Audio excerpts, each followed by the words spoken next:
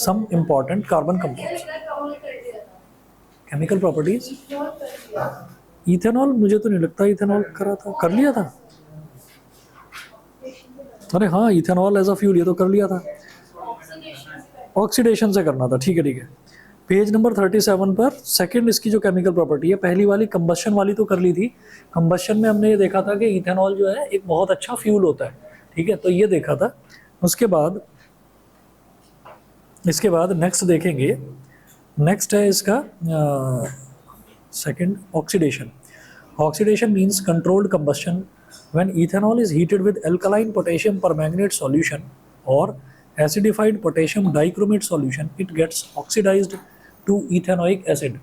ठीक है, तो यहाँ पर ये है कि अगर मान लीजिए हमें इथेनॉल को ऑक्सीडाइज करना है, ऑक्सीडाइज करना मतलब ऑक्सीडेशन का मतलब होता है कंट्रोल्ड कंबशन। कंबशन हो, कंबशन एक कंट्रोल में हो। ठीक, मतलब एक तो होता है बर्निंग, बर्निंग में तो कहते हैं कि उसको कंट्रोल नहीं करा जा सकता, वो पूरा बर्न ही होगा। ऑक्सीजन ऑक्सीडेशन में उसको कंट्रोल किया जा सकता है। तो अगर हम इथेनॉल को ऑक्सीडेशन इथेनॉल का अगर हम करवा देते हैं, और उसमें ये चीज़ ध्यान रहे कि कैटलिस्ट यूज़ करना है इसको, या तो एल्कालाइन KMnO4 को, है ना, या फिर एसिडिफाइड पोटेशियम डाइक्रोमेट को, इसको, इन दोनों में से किसी को भी यूज़ करना है। तो यहाँ पर हमको मिलेगा इथेनोइक एसिड और साथ में वाटर। वैसे लिख लो C2H5OH लिख लो, एक ही बात है। क्योंकि CH3 जब उसका स्ट्रक्चर बनाएंगे ना, वो CH3CH2OH ही होगा, है ना। तो अब आप ये देखिएगा, जब हम ऑक्सीडेशन की बात कर रहे हैं तो ऑक्सीडेशन में हम क्या करेंगे। अब ये वाला आपको ध्यान रखना है कि इसका जो इथेनॉल का जो ऑक्सीडेशन होता है, वो ऑक्सीडेशन अलग तरीके का है। कैसे कि इसमें हम जो ऑक्सीजन यूज़ करते हैं, purest form of oxygen use करते हैं, उसको कहते हैं नेसेंट ऑक्सीजन। आपने अब तक जितने भी रिएक्शंस देखे हैं, उन सब रिएक्शंस में आपने ये देखा है कि ऑक्सीजन को हम O नहीं लिखते, हमेशा O2 लिखते हैं। यहाँ पर कैसे लिखेंगे वो देखिएगा।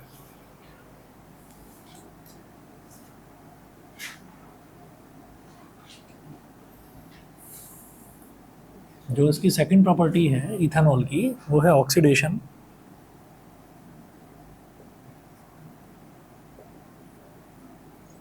CH3CH2OH प्लस नेसेंट ऑक्सीजन को ऐसे लिखा जाता है, स्क्वायर ब्रैकेट बनाकर ब्रैकेट में O लिख देते हैं। ठीक है, नेसेंट का मतलब होता है अमृत, तो नेसेंट ऑक्सीजन का मतलब purest form of oxygen.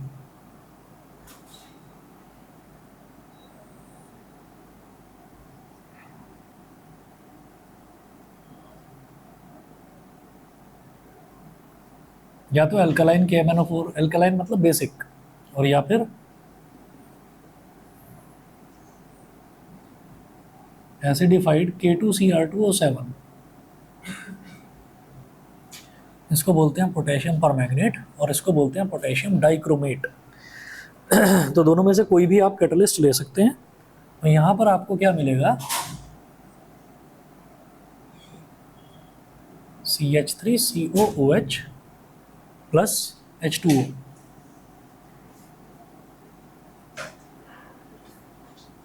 CH3COOH plus H2O। अब ये तो है ethanol,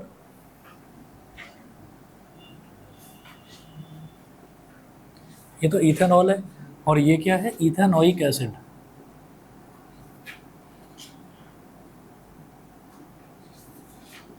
ethanoic acid, ethanoic acid समझ गए, विनेगर, एसिटिक एसिड। ठीक है, अच्छा जी, और साथ में मिलता है वाटर।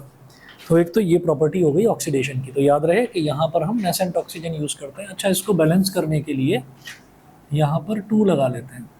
ठीक है, तो 2 ऑक्सीजन इधर, 1 ऑक्सीजन इधर, और इधर देखा जाए तो 1 2 2 ऑक्सीजन इधर और 1 इधर, यानी कि 3 ऑक्सीजन एटम्स हो गए। बैलेंसिंग के लिए 2 लगाया है। पेज नंबर 38 पर देखिए, reaction with sodium metal. Ethanol का सोडियम के साथ में जो रिएक्शन होता है वो क्या बनता है वो देखिएगा।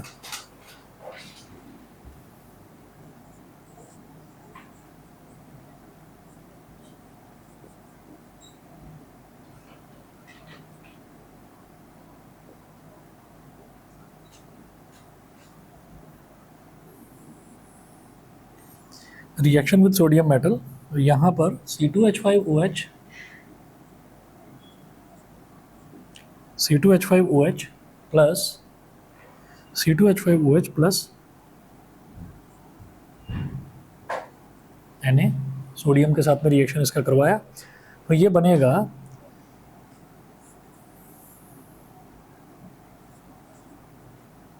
C2H5O minus Na plus. ठीक है, अब ये आपने सुना ही नहीं होगा ये कौन सा आयन है, और ऐसा कौन सा एनायन हो गया जो कैटायन से पहले लिखा जाता है। हमने तो हर जगह यही देखा है कि जो एनायन है, एनायन को बाद में लिखते हैं, कैटायन को पहले लिखते हैं। यहाँ उल्टा कैसे? तो C2H5O माइनस इसको बोलते हैं इथॉक्साइड, ठीक है, और ये सोडियम है, तो सोडियम इथॉक्साइड लिखने का तरीका है। यहाँ पर एनायन पहले और कैटायन बाद में लिखा जाता है। उसके बाद साथ में क्या प्रोड्यूस होगा? H2 यानी कि हाइड्रोजन गैस, तो साथ में हाइड्रोजन गैस प्रोड्यूस होगी। ठीक है, अच्छा जी, अब बैलेंस करेंगे तो इधर 2 आ जाएगा, इधर भी 2 आ जाएगा और इधर भी 2 आ जाएगा। ये इथेनॉल है, ये सोडियम है, और ये है सोडियम इथॉक्साइड।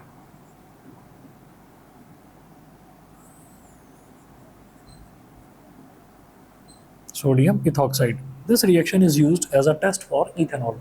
तो इथेनॉल का जो टेस्ट किया जाता है, इथेनॉल की टेस्टिंग के लिए ये वाला रिएक्शन यूज़ करा जाता है कि मतलब अगर कोई भी सब्सटेंस हमको दे रखा है, उसका सोडियम के साथ टेस्ट कराते हैं, अगर रिएक्शन कराते हैं, अगर सोडियम इथॉक्साइड प्रोड्यूस हो रहा है तो समझ लीजिए जो सब्सटेंस था वो इथेनॉल था। तो ये इथेनॉल का टेस्ट है। उसके बाद फोर्थ देखिएगा, डिहाइड्रेशन।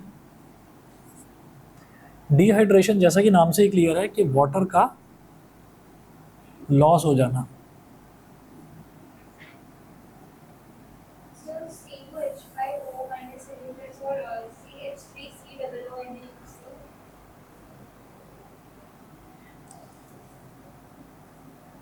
CH3COO Na। अच्छा जी, ये हमारे पास ना, ये क्या है ना, ये जो CH3COO माइनस है, इसको पता है क्या बोलते हैं? इसको बोलते हैं एसीटेट आयन। ये सोडियम एसीटेट कहलाएगा, है ना, ये इथॉक्साइड है।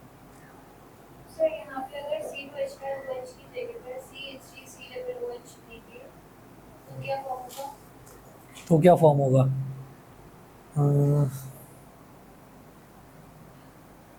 अगर CH3COO, हाँ, तो फिर यही बनेगा, सोडियम एसीटेट बनेगा। वो इथेनॉल है ही नहीं, CH3COH इथेनॉल नहीं है, वो इथेनॉइक एसिड है। तो अभी मैं इथेनॉल की प्रॉपर्टीज़ कर रहा हूँ, जब इथेनॉइक एसिड पर आऊँगा तब वो कराऊंगा। ठीक है, अब डिहाइड्रेशन की बात करते हैं। तो dehydration of N alcohol means removal of water molecule from it. तो डिहाइड्रेशन ऑफ एन अल्कोहल, किसी अल्कोहल का डिहाइड्रेशन का मतलब है कि उस अल्कोहल में से हम वाटर मॉलिक्यूल रिमूव कर रहे हैं। When ethanol is heated with excess of concentrated sulfuric acid at 170 degree Celsius, it gets dehydrated to form ethene। ठीक है, तो अगर हम अल्कोहल को कंसनट्रेटेड H2SO4 की प्रेजेंस में 170 डिग्री सेल्सियस तक हीट कर दें तो वाटर उसमें से निकल जाता है। अब देखिएगा कैसे निकलेगा, और वाटर निकलने पर बनेगा क्या? बन जाएगा इथीन। ठीक है, और बनेगा कैसे? आप ये देखिए, ये हो गया CH3CH2OH,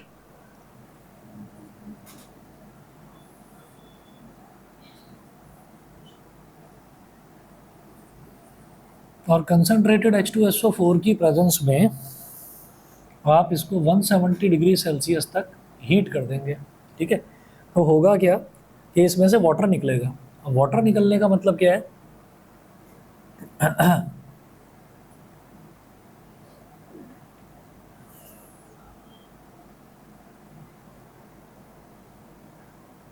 इधर से एक हाइड्रोजन निकल जाएगा।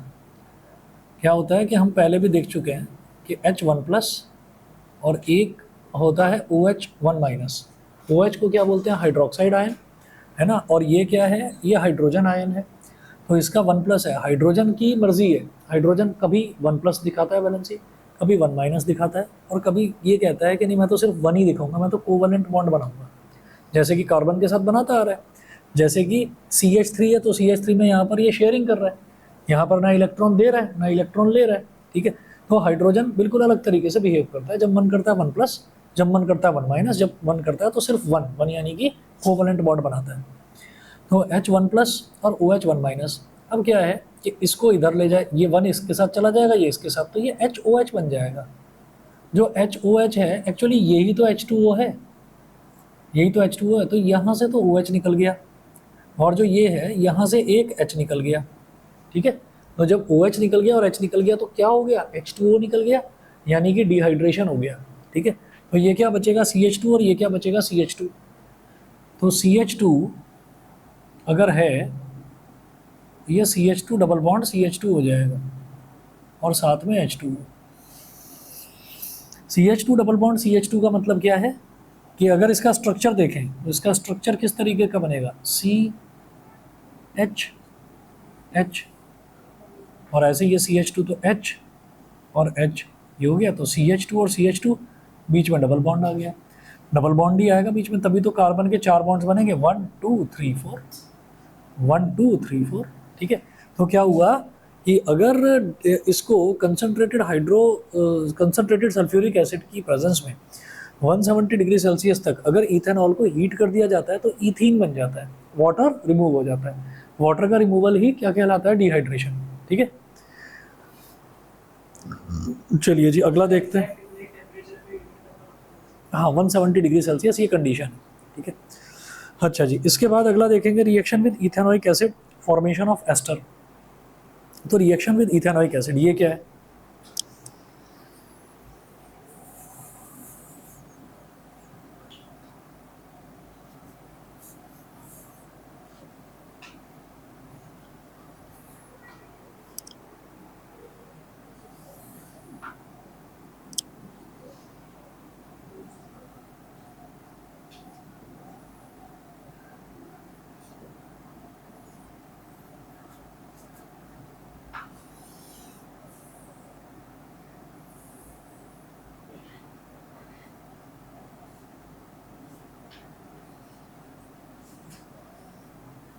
रिएक्शन विद इथेनॉइक एसिड, इसको कहते हैं फॉर्मेशन ऑफ एस्टर। एस्टर क्या होता है, एस्टर ना बहुत अच्छी स्मेल होती है उनकी, मतलब एस्टर्स की हेल्प से परफ्यूम्स बनाए जाते हैं, ठीक।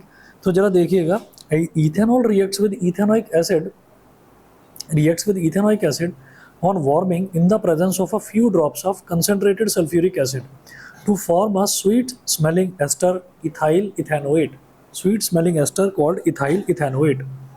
तो CH3COOH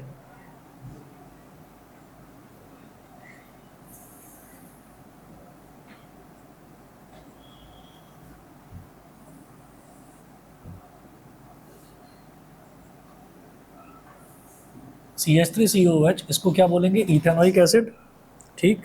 और इसका रिएक्शन हो जाएगा C2H5OH के साथ, यानी कि इथेनॉल के साथ में, इथेनॉल के साथ में।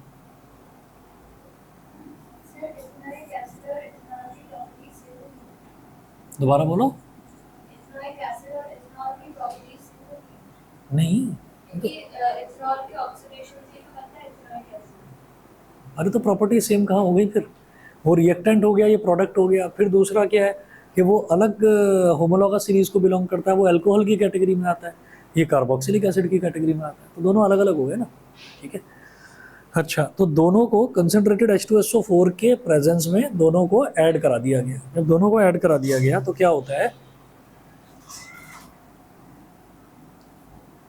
CH3COO C2H5 ये बन जाता है। तो यहाँ से क्या निकला, यहाँ से OH निकल गया, और यहाँ से क्या निकला, H निकल गया, और HOH क्या हो जाता है, H2O, H2O। तो ये बन गया इथाइल इथेनोएट,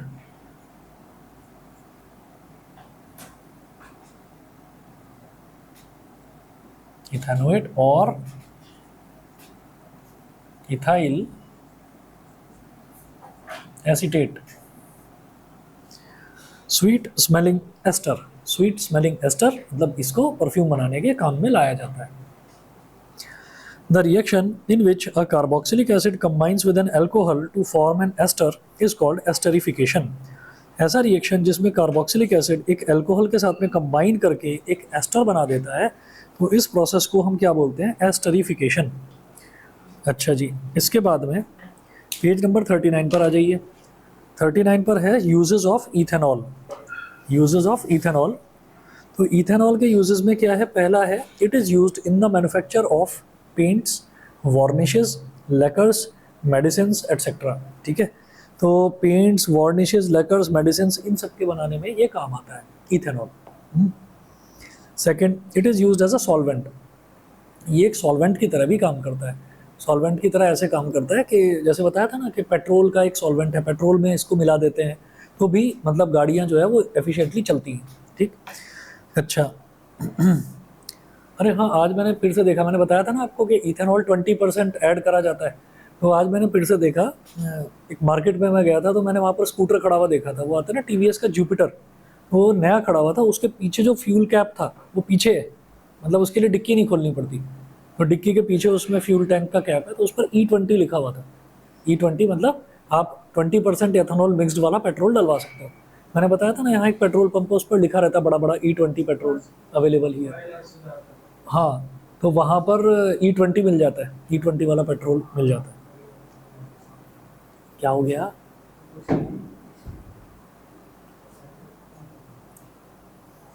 बड़ा करना पड़ता तुमको बालों के लिए, नहीं? डैंड्रफ होती है किसी के सर में? डैंड्रफ नहीं, तुम्हारे होती है? एक सरदार जी ने बताया था मेरे को कि हमसे ज़्यादा बालों की प्रॉब्लम किसी को नहीं होती, हम जानते हैं। कह रहे क्योंकि हर टाइम बंधे रहते हैं बाल, तो उन्होंने बताया था। और क्यों याद आई ये चीज़? क्योंकि अभी अभी पढ़ रहे हैं उसी चीज़ को, एसिटिक एसिड, जो विनेगर है ना, उन्होंने ही बताया था। कह रहे विनेगर लगा लो, हफ्ते में एक बार लगा लो बस, कह रहे कभी डैंड्रफ नहीं होगी बालों में। मैंने कहा ये भी अच्छा तरीका है। It is used as a solvent, तो इसको एक सॉल्वेंट की तरह यूज़ करा जाता है। थर्ड है being a good solvent, it is used in medicine such as tincture iodine, cough syrups, tonics etcetera. Tonic में भी होता है, कफ सिरप में भी होता है, और टिंक्चर आयोडीन। टिंक्चर आयोडीन क्या होता है? वही चोट वगैरह पर लगाने के लिए, है ना, वो उसको मतलब जल्दी रिकवरी हो जाती है, चोट जल्दी, घाव जल्दी बढ़ जाता है। अच्छा, फोर्थ देखिए, it is used as a fuel in cars along with petrol. Fifth देखिए, it is used in alcoholic drinks like whisky, wine, beer and other liquors. Six देखिए, it is used as an antiseptic to sterilise wounds and syringes in hospital. Hospitals में syringes वगैरह को, उनको सबको sterilise करने के लिए ये काम आता है। अच्छा जी, तो एक तो ये इथेनॉल हुआ। अब इथेनॉल के अलावा कभी कभी मीथेनॉल पर क्वेश्चन बन जाते हैं। मीथेनॉल क्या है? जो मीथेन है ना, मीथेन में से एक हाइड्रोजन को हटाया और OH लगा दिया उसमें, तो CH3OH, ये बन जाता है मीथेनॉल। मीथेनॉल क्या है वो सुने। When taken internally, consumed or injected, methanol is a poison, leading to blindness and even death। तो कई बार आपने सुना होगा कि वो किसी ने शराब पी और वो मर गया, है ना, और जहरीली शराब पीने से इतने लोगों की मौत हो गई। कई लोग, मतलब 100 200 लोग मर जाते हैं एक साथ। भाई वहाँ पर शराब मिल रही है, सस्ती मिल रही है, वहाँ पहुँच गए, वहाँ पहुँच कर अपना टल्ली हो गए सारे, फिर टल्ली हो गए बस, फिर उठे ही नहीं कभी। पेपर में अगले दिन खबर छपती है, जहरीली शराब पीने से इतने लोगों की मौत हो गई। तो वो यही है मीथेनॉल। तो मीथेनॉल जो है वो अगर कंज्यूम कर लिया जाए तो मीथेनॉल से दो काम हो सकते हैं, या तो परमानेंट ब्लाइंडनेस, कि आंखें चली जाएं, और या फिर मौत हो जाती है। अच्छा, methanol damages the optic nerve causing permanent blindness in a person. Methanol जो है ये ऑप्टिक नर्व को डैमेज कर देता है और परमानेंट। अरे ये इसके मज़े आ रहे हैं आज यहाँ के वो पूरे पर्दे हैं ना, वो पर्दे हटा दिए, धुलाई करनी थी उनकी, वो पर्दे हटा दिए, तो इसको तो बस खुला एरिया मिल गया। ये क्या करता है, ये पता है उस कोने में, पता है क्यों आता है? क्योंकि उस कोने में पर्दा थोड़ा सा खुला रहता है, मैं निकल कर जाता हूँ ना, खुला रहता है। बीच में आता है तो बीच में आकर ना पर्दा हटाने की कोशिश करो, उसी में फंस जाता है। तो आज इसको मज़े आ रहे हैं कि पूरा खुला एरिया मिल रहा है। चलिए जी, उसके बाद देखते हैं डीनेचर्ड अल्कोहल और डीनेचर्ड इथेनॉल। डीनेचर्ड अल्कोहल क्या होता है? जितनी भी दवाइयाँ होती है ना जिनमें मीथेनॉल का इस्तेमाल करा जाता है, तो लोगों के पागलपन को ध्यान में रखते हुए ये डीनेचर्ड अल्कोहल, मतलब उसको डीनेचर करा जाता है मीथेनॉल को, ठीक है। मैंने कई दवाइयाँ देखी हैं, खास तौर पर जो कॉस्मेटिक से रिलेटेड जो लिक्विड्स आते हैं ना, कि कहीं किसी को कोई इन्फेक्शन हो गया, वहाँ पर डॉक्टर ने लगाने के लिए कोई लोशन दे, लोशन पी जाते हैं जनता। हाँ, पड़े हुए हैं सड़क के किनारे, कोई होश ही नहीं है, बस मोटिवेट हो जाते हैं ना हनी सिंह के गाने सुनकर। Denatured alcohol is ethyl alcohol which has been made unfit for drinking. Is ethyl alcohol which has been made unfit for drinking purposes by adding small amounts of poisonous substances like methanol, pyridine, copper sulfate, etc. तो इसको denatured alcohol बोला जाता है। तो denatured alcohol को इसको बनाया जाता है कि अनफिट कर दिया जाए ड्रिंकिंग के लिए। साफ साफ लिख दिया जाए जहर है ये, इसके पीने से मौत होती है, साफ साफ लिखा रहता है उस पर। ठीक है, डिनेचर का मतलब क्या है कि नेचुरली तो इथेनॉल मिलती है, ठीक है,